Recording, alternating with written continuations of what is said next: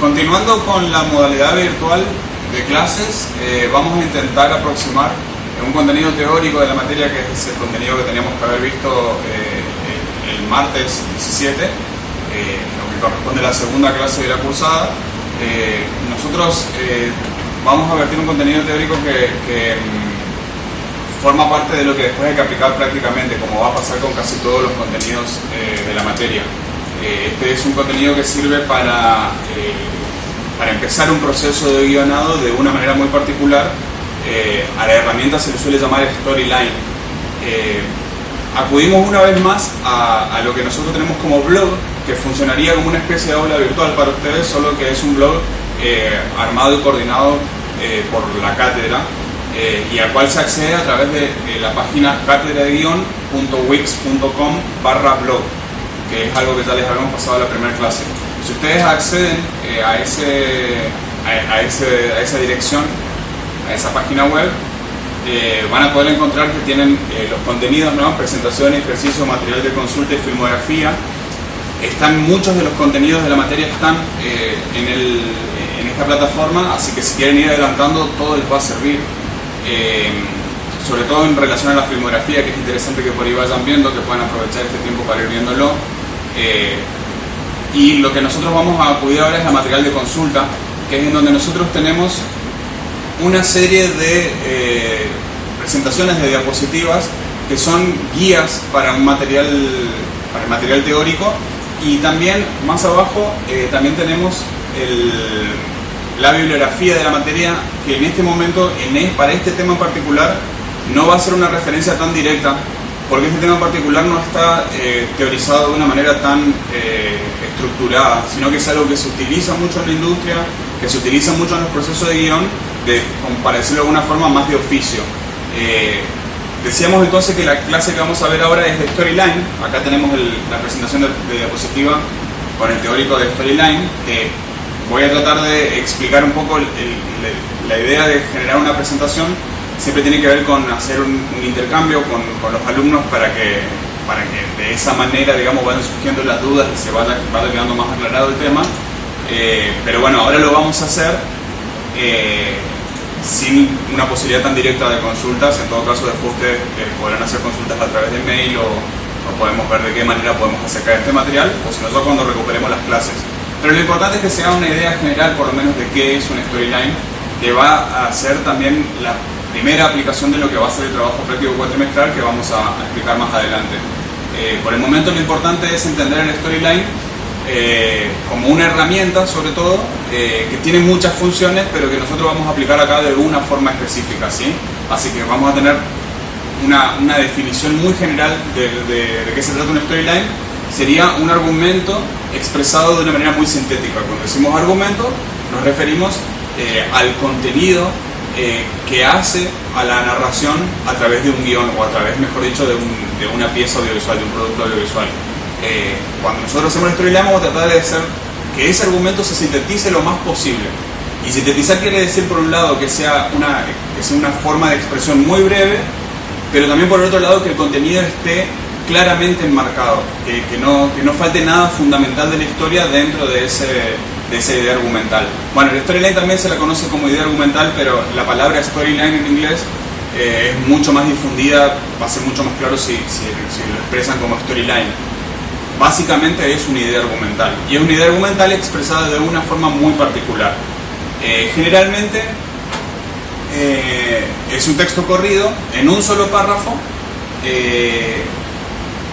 o también hay dos maneras de expresar el Storyline, una de manera escrita y la otra de manera verbal. Se usa mucho también.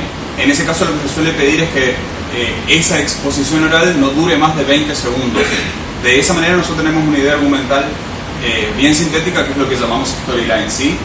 Y en cuanto a la parte escrita, la convención suele dictar que no supere los 5 renglones de extensión. Esto también se debe a que es una herramienta introductoria de un proyecto, ya sea para la escritura de guión, o ya sea para otras instancias del proyecto donde se pueda necesitar conseguir recursos, buscar elenco, financiación. En esos casos, lo que uno quiere es tener de alguna manera condensado muy brevemente cuestiones generales en cuanto a la historia que se va a manifestar en el proyecto, ¿sí? ¿Qué contenido tiene que estar sí o sí en una storyline? ¿Qué contenido tiene que estar presente sí o sí en una storyline? ¿Sí? Primero es bueno saber que el storyline, entre las muchas funciones que puede cumplir, es utilizarlo como una herramienta de escritura que nos puede ayudar a clarificar y ordenar el argumento. Es decir, por ejemplo, ya nos va a enmarcar en una idea central, en un tema central, y sobre todo estos tres aspectos que sería muy necesario que estén presentes en los storylines que después ustedes van a poder desarrollar, ¿sí? Sí o sí que el storyline tenga protagonistas, que pueda generar medianamente un contexto donde ese protagonista se mueve y que pueda ser identificable el conflicto, que es algo de lo que también hablamos en la primera clase y que vamos a hacer mucho hincapié. Después vamos a hablar un poco más en específico del conflicto, pero fundamentalmente se trataría de entender el conflicto como una oposición de fuerzas. Ahora ya quizás enfatizamos un poco en ese tema. ¿Y cómo se aplica esta noción de storyline que estamos intentando, que vamos a intentar incorporar a partir de ahora? Bueno, como herramienta de planificación ya decíamos, ¿no? Para darle origen a un proyecto, muchas veces un proyecto puede avanzar sin que el guión esté totalmente terminado, pero sí que al menos tenga un storyline, ¿sí? Entonces eso podría ser una herramienta de planificación. Otra manera de pensar la planificación es planificar lo que vamos a escribir. Para un largometraje es mucho más útil tener un storyline antes de largarse a escribir 120 páginas. En un corto no hace tanta diferencia, pero también está bueno tener bien claro cuáles son esos conceptos que decíamos recién básicos, protagonista, contexto, conflicto, antes de largarse a escribir libremente. Muchas veces ese proceso va por los dos lados, o sea, uno escribe libremente y lo va adaptando al storyline. En realidad es un proceso de ida y vuelta, pero siempre está bueno volver al punto donde uno trata de clarificar de la manera más sintética posible. También es bueno, esto mismo es lo que hace que storyline sirva como base para un desarrollo de guión. Muchas veces los guiones también tienen muchas complejidades en el medio. Por ejemplo, puede haber problemas de producción que afecten al guión, entonces uno debería volver a reformar el storyline porque siempre va a ser la base de escritura del guión. Es una forma ordenada de trabajar también, no es la única forma, pero es quizás una forma muy aconsejable de trabajar en la escritura de guión. También es un elemento introductorio de un proyecto audiovisual y ese es el motivo por el cual debe ser de fácil entendimiento para personas que quizás todavía no estén involucradas en el proyecto. Entonces también nos debería servir en ese sentido. Cuando nosotros pensamos al storyline como... Hay una forma también muy fácil de entender el storyline, que es el uso más habitual que le suelen dar los espectadores o los consumidores en general, que es que te resume una historia para que uno sepa qué clase de película o qué clase de pieza audiovisual va a consumir, digamos, ¿sí? Esa es una forma que generalmente está cargada de intriga, que no está resuelto el storyline completo como sí debería estarlo para introducir un proyecto audiovisual. Entonces, si nosotros tenemos que el total de la historia debe ser entendible por personas que no están involucradas en el proyecto, lo que necesitamos es que ese storyline de alguna manera esté completo, y por lo cual se suele pedir que incluya el final también. Si bien eso no es muy necesario, si bien eso no es lo más conveniente para generar un gancho a un consumidor, a un espectador, sí es lo más recomendable para cuando uno trabaja en un equipo y está haciendo crecer un proyecto audiovisual. Entonces, por ejemplo, uno podría sumar a un productor, a un director, a un actor, a un técnico, a alguien que financie el proyecto, y para eso, como herramienta introductoria, utiliza el storyline. Cuenta cómo es la historia de una manera muy condensada, ¿sí? Esa es una de las aplicaciones también que son muy útiles y que es muy importante, para lo cual también es muy importante contar con un storyline siempre en un proyecto, ¿sí? Y bueno, por eso también decíamos facilitar diversas gestiones que pueden tener que ver con gente que ni siquiera se involucra en el proyecto, pero que sí quiere saber, por ejemplo, a dónde puede estar invirtiendo, por ejemplo, qué tipo de proyectos puede estar invirtiendo. Esa también es una de las aplicaciones que puede tener el storyline. Un apartado al que vamos a hacer un hincapié especial, o un hincapié nomás, sería hablar de conflicto, que es uno de los elementos que decíamos que sí o sí tiene que tener un storyline. Decíamos personajes, contexto y conflicto. Después hay otras herramientas que también deberían estar presentes en esos 5 renglones. Son muchas cosas que vamos a intentar volcar solamente en un párrafo de 5 renglones. Es un ejercicio difícil de hacer, que hay que practicarlo mucho y por lo cual también conviene ir practicándolo. Y que inclusive se puede practicar con material preexistente, pero sobre todo lo que vamos a hacer en la materia es tratar de que ustedes generen el storyline de un futuro proyecto audiovisual, ¿sí? Eso es una cosa que vamos a necesitar también en la materia, ¿sí? Y para eso es importante poder identificar cuál es el conflicto de una historia, ¿sí? Hay muchas cosas que vamos a revisar en cuanto al conflicto, algunas de las cuales están en el material bibliográfico, sobre todo en el libro El guión de Sid Field, ¿sí? En ese libro que vuelca contenido teórico sobre guión se habla sobre el conflicto, como en la mayoría de las teorizaciones que están relacionadas al guión o a la narrativa, ¿sí? Pero bueno, lo que decimos en términos generales es que si nosotros en una storyline tenemos que identificar fácilmente el conflicto, es porque vamos a contar con un personaje que posea objetivos y motivaciones, ¿sí? O sea, un personaje visto en una situación de necesidad, de carencia, de desventaja, de alguna manera se le va a plantear fácilmente un objetivo que va a intentar conseguir. Y ahí es donde se empieza a establecer una lucha entre ese personaje y su entorno, ese personaje consigo mismo, porque muchas veces un personaje complejo puede tener alguna característica que le provea el objetivo y otra característica que se la niegue, ¿sí?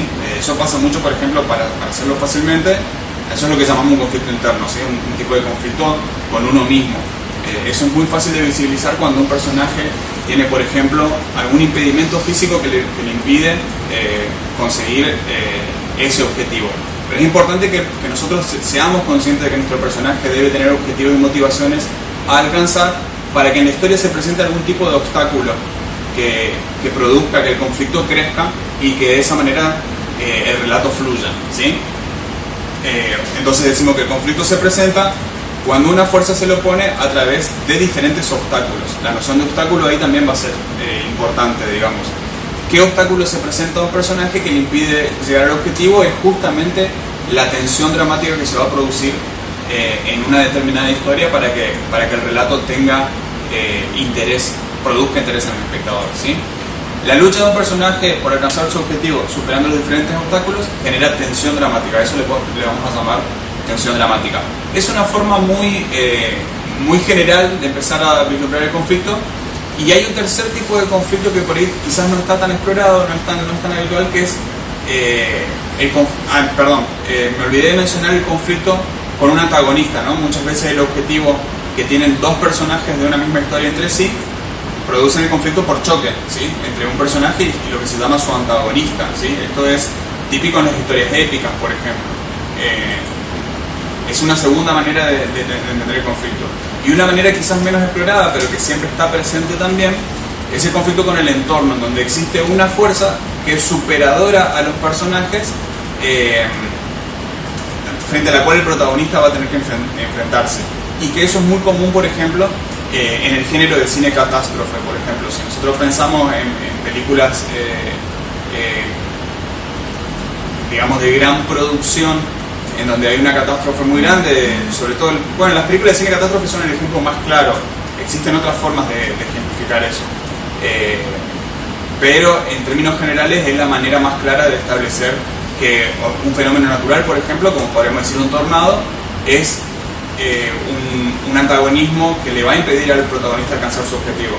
Entonces de esa manera se va a establecer un conflicto que no es con otro personaje, que no es con uno mismo, sino que es con el entorno.